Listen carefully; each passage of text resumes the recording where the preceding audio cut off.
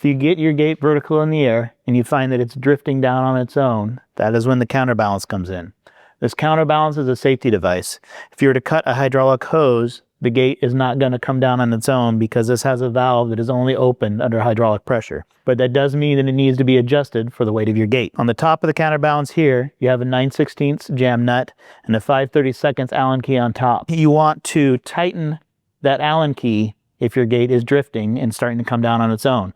But it's counterintuitive than what you would think. To tighten that Allen key, you're going to thread it out. If you need to loosen it, then you need to thread it in. Once you get it adjusted so that your gate is locked in, you'll retighten the 9/16 jam nut and you'll be set.